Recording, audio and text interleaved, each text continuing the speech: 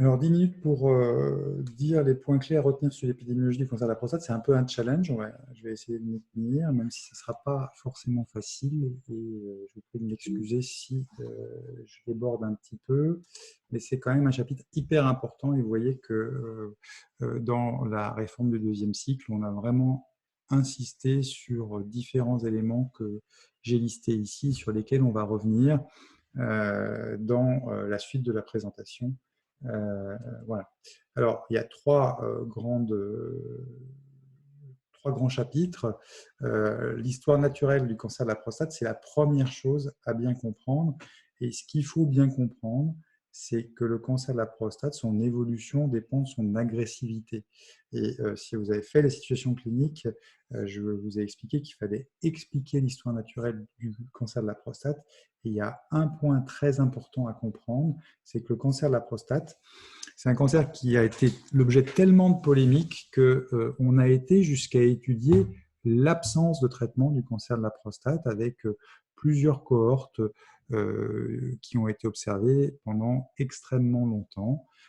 Et c'est ce que je vous décris ici.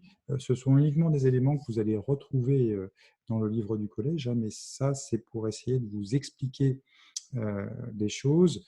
Vous voyez ici les différents patients avec les scores de Gleason, c'est l'ancêtre du GRADIZUP. On y viendra dans le chapitre spécifique sur l'anatomopathologie. Et donc, vous avez les cancers les moins agressifs qui sont en gros les cancers score de Gleason 2 à 6, même si par la suite, on n'a plus parlé que de score Gleason 6, les cancers score de Gleason 7, et puis les plus méchants, entre guillemets, les scores Gleason 8 à 10. Les chiffres que vous voyez ici, ce sont les années d'évolution et on a surveillé cette cohorte de patients sans les traiter jusqu'à 20 ans. Et c'est ce qui montre et c'est ce qui explique l'énorme difficulté quand on réfléchit sur le cancer de la prostate, c'est que ce sont des tumeurs qui évoluent extrêmement lentement. Dernier élément à bien comprendre, vous avez ici en gris clair les courbes de la mortalité de toute cause non liées au cancer de la prostate et en gris foncé les courbes de la mortalité liées au cancer de la prostate. Et qu'est-ce qu'on voit? On voit que très clairement, dans les formes les moins agressives, l'écrasante majorité des patients sont décédés non pas à cause, mais avec leur cancer de la prostate. Vous voyez ici les patients qui avaient été diagnostiqués à l'âge de 70-75 ans. On a à peine 20% des patients qui vont être morts à cause de leur cancer de la prostate. Ce n'est pas nul, mais on voit que c'est loin d'être la majorité. Mais ce qu'on voit aussi, c'est que chez les gens les plus jeunes, si on leur fait le diagnostic d'un cancer de la prostate agressif, Gleason 7 ou surtout 8 à 10, eh bien, l'écrasante majorité des patients vont mourir de leur cancer de la prostate. Donc, toute l'histoire naturelle du cancer de la prostate est un peu résumée dans cette diapositive.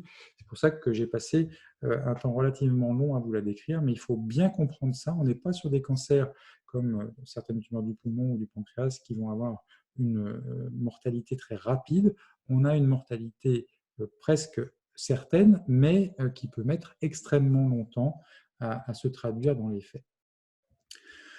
Alors, qu'est-ce qu'il faut retenir? Ça dépend donc, l'histoire naturelle du cancer de la prostate, ça dépend de la tumeur, mais ça dépend aussi du patient. Et c'est vrai que l'espérance de vie à la naissance pour un homme en 2016, c'est 79,3 ans. L'espérance de vie d'un patient qui est arrivé jusqu'à 65 ans, aujourd'hui, c'est 19,3 ans, c'est-à-dire qu'il va arriver jusqu'à 84,3 ans. Et là, on parle du patient standard, mais en fait, vous allez avoir une différence évidemment colossale pour un même patient entre, au même âge, un patient qui n'a aucune comorbidité et puis un patient qui a déjà été hospitalisé, qui parfois a déjà une autre tumeur qui va l'emporter. Donc, on voit que cette notion du terrain, du patient, nécessite une évaluation individuelle à chaque fois. Et c'est vraiment le cancer de la prostate, on est vraiment sur du sur-mesure. Vous verrez tout à l'heure que ça explique pourquoi, probablement, pour l'instant, le dépistage de masse n'est pas envisageable pour cette tumeur, bien qu'elle soit extrêmement fréquente. Alors voilà un autre élément important de la description du cancer de la prostate, c'est qu'on a vraiment cette durée très longue d'évolution entre la tumeur localisée qui est parfaitement asymptomatique et puis le moment où la tumeur va évoluer, devenir métastatique et où là, on n'aura plus les moyens de contrôler le patient et où on va avoir le décès du patient. C'est vrai que pendant toute cette phase très longue, le patient est parfaitement asymptomatique. Ce n'est qu'au moment où il va devenir métastatique qu'il va devenir symptomatique et pas forcément tout de suite. Parfois, c'est très tardivement avant l'évolution fatale. Et donc, cette fenêtre de curabilité, ce moment où on va pouvoir s'occuper du patient et le guérir, eh bien, c'est jusqu'à ce que le patient ait une tumeur qui évolue et qui devienne métastatique. On n'aura ensuite plus la possibilité que de proposer au patient des traitements qui ralentissent l'évolution. Donc, ça aussi, c'est quelque chose qu'il faut bien expliquer aux patients. Alors, quelques données épidémiologiques. Les chiffres, ils sont de toute façon dans le livre du collège, donc je ne vais pas insister là-dessus, mais il faut retenir que c'est le cancer le plus fréquent de l'homme. Donc, en fréquence, c'est le cancer le plus fréquent, mais parce que c'est un cancer qui est diagnostiqué à un âge moyen relativement élevé, ce n'est que le troisième cancer en cause de mortalité. Ça reste quand même une très forte cause de décès par cancer, donc c'est loin d'être un problème anodin et il faut avoir une démarche, une réflexion autour du cancer de la prostate. C'est vrai qu'on a observé ces 20 dernières années une réduction de la mortalité du cancer de la prostate. Alors, suivant l'analyse, il y a plusieurs explications. Il y a très certainement un vrai bénéfice lié, et c'est heureux, à des nouveaux traitements du cancer de la prostate au stade métastatique. Et ça, c'est une très bonne nouvelle pour les patients. On arrive à améliorer leur survie de plus en plus, mais il y a également probablement en cause une meilleure prise en charge au stade localisé, puisque cela fait depuis la fin des années 80 qu'on diagnostique très précocement ces cancers et qu'on peut les traiter. C'est vrai qu'il y a des gros biais d'analyse et il y a beaucoup de formes peu agressives diagnostiquées et parfois traitées, malheureusement.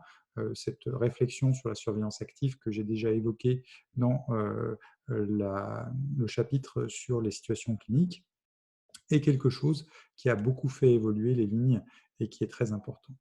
Alors, pour finir sur les facteurs de risque, le principal facteur de risque, c'est l'âge et puis le fait d'être un homme, bien sûr, le sexe masculin. L'âge de 50 ans, c'est l'âge à partir duquel il faut se poser la question de l'intérêt d'un diagnostic individuel précoce chez les patients. Les facteurs génétiques, là encore, vous avez la description de ces facteurs très clairement dans le livre du collège, soit 3-4 cancers de la prostate chez des apparentés de premier degré ou du deuxième degré, soit 2 cas de cancer de la prostate diagnostiqués avant l'âge de 55 ans. Ça, c'est extrêmement important. Pensez dans ces cas-là, lorsque vous avez ces situations à risque, à proposer une consultation d'oncogénétique. Ça reste quelque chose qui est absolument capital. Est-ce que dans la réforme du deuxième cycle, on va vous demander autant de détails? Aujourd'hui, c'est compliqué de le savoir réellement. En tout cas, il faut savoir qu'il y a certains patients chez lesquels il va falloir faire un diagnostic avant l'âge de 50 ans à cause de ces risques particuliers. Le rôle des hormones, eh bien, on ne va pas rentrer trop dans le détail, mais schématiquement, retenez qu'il n'y a aucune preuve formelle d'un risque lié au taux des différentes hormones présentes chez l'homme. Il y a eu plein d'études sur le sujet et aujourd'hui, on ne peut pas conclure. Donc, aucune preuve formelle d'un risque lié au taux des différentes hormones. Est-ce qu'il y a un risque ethnique? Alors ça, c'est une question qui est extrêmement complexe. Ce qu'on sait, c'est qu'il y a des risques augmentés en cas d'ascendant originaire d'Afrique noire. C'est vrai aux Antilles, c'est vrai aux États-Unis également. Est-ce que c'est lié à un biais de prise en charge aux États-Unis? Est-ce qu'aux Antilles, c'est lié à un cas particulier qui est l'exposition supérieure à des polluants comme la chlordécone, qui est un insecticide utilisé dans les plantations à cet endroit-là? C'est difficile de faire la part des choses. En tout cas, la pollution environnementale à la chlordécone est reconnue comme un facteur de risque du cancer de la prostate de façon absolument certaine. Retenez enfin qu'il n'existe pas de chimioprévention du cancer de la prostate. On ne peut pas s'en protéger comme on peut se protéger du coronavirus. C'est le petit message d'actualité sur le sujet. On peut donner les recommandations générales pour tout cancer avec la réduction des habitudes toxiques, l'activité physique régulière et l'alimentation diversifiée et équilibrée, mais, et c'est un des éléments cités nommément dans la réforme du deuxième cycle, retenez qu'il n'existe pas de chimioprévention du cancer de la prostate. Je vous remercie de votre attention.